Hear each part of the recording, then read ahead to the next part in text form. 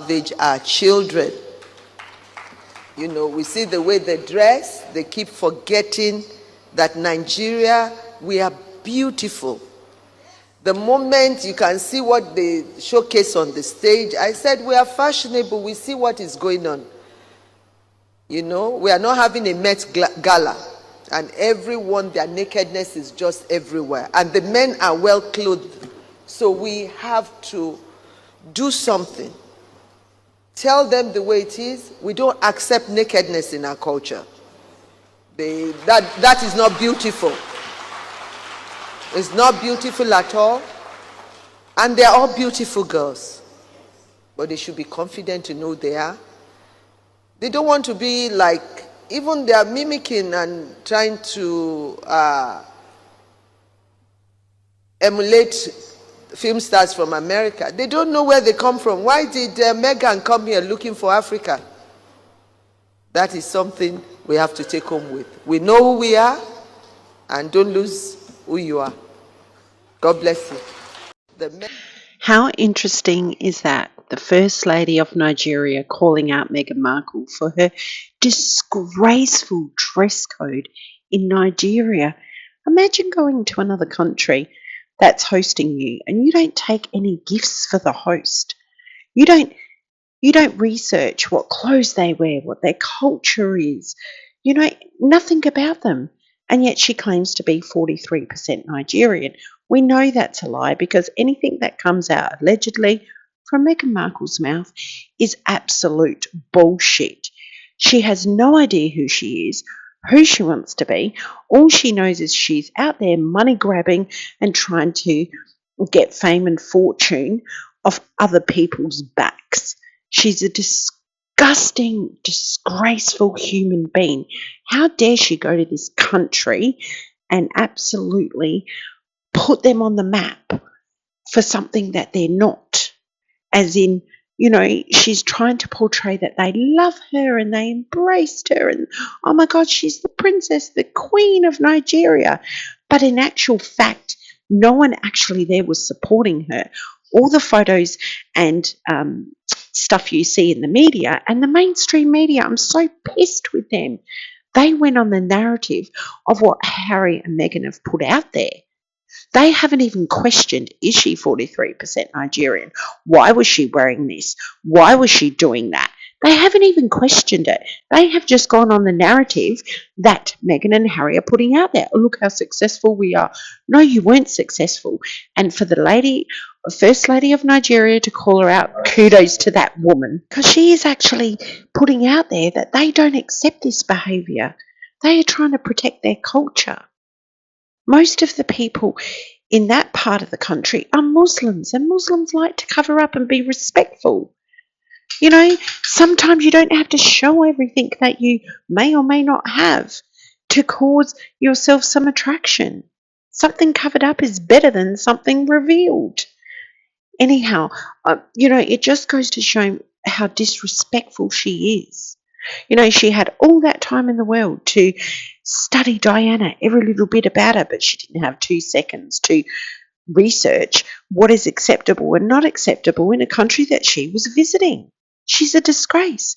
Now here, not long ago, a number of years back, an African family that's very well known worldwide, a sportsman, I'm not going to say who it is, a member of the family had passed away.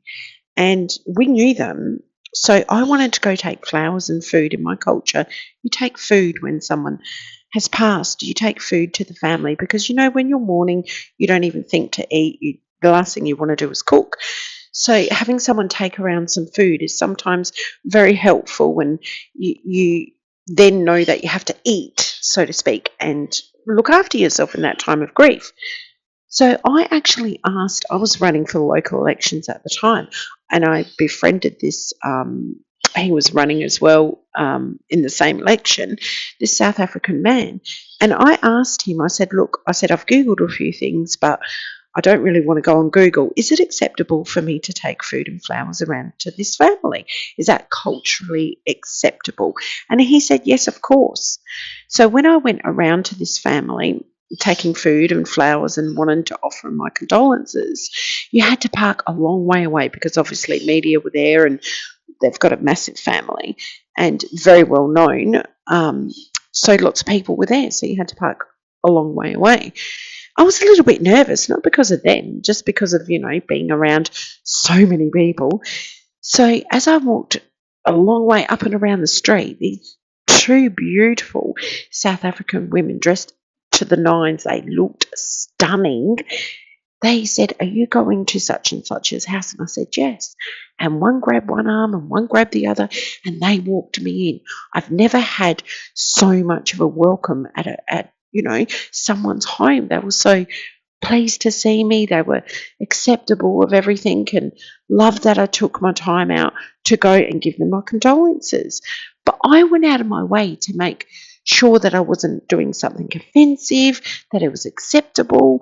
I wanted to make sure that it was okay. Now, why Meghan, apparently with all the degrees that she has, and we know that's bullshit, and why didn't she study this? Why did she go there and purposely dress the way she did? Why? She just wants to draw attention to herself. She has nothing else that draws attention to her, so she wanted people to talk about the way she dressed. Now, for this lady, First Lady of Nigeria, to say this, kudos to her, because this just goes to show they are not popular. They are not welcome. They just want you to believe that they are. And the mainstream media, and for the people out there that don't actually know what's going on behind the scenes with these two, are being fooled that they believe everything in the mainstream media, that, oh, they're so popular, blah, blah, blah, while the real royals are suffering their illnesses and are under a lot of stress and not being able to be in the public eye. As such, these two are trying to grab the headlines.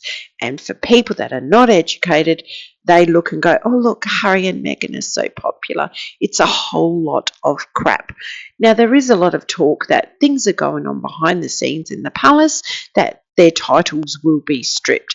Now, I purposely think that this government that's changing, something is happening there. So stay tuned, because I really do feel that things are happening behind the scenes, that their titles will be stripped. Now, I don't know how that's even going to be in their favour and not in their favour, so to speak, because then she becomes Princess Henry. She's always wanted to be a princess. So does that play into the hands of royalty? Of these trips, for her to go, oh, I'm finally a princess? Is that what they're aiming for, to be stripped of titles, to say, look, poor me, we got stripped of titles, and then the headlines to hit again that how nasty the royal family is and they're racist and blah, blah, blah? Or are they purposely doing it? I'm a critical thinker. Are they purposely doing it so they have that narrative in the mainstream media of, look how nasty the king has been, etc., but secretly she wants that princess title, because princess is all she's ever wanted.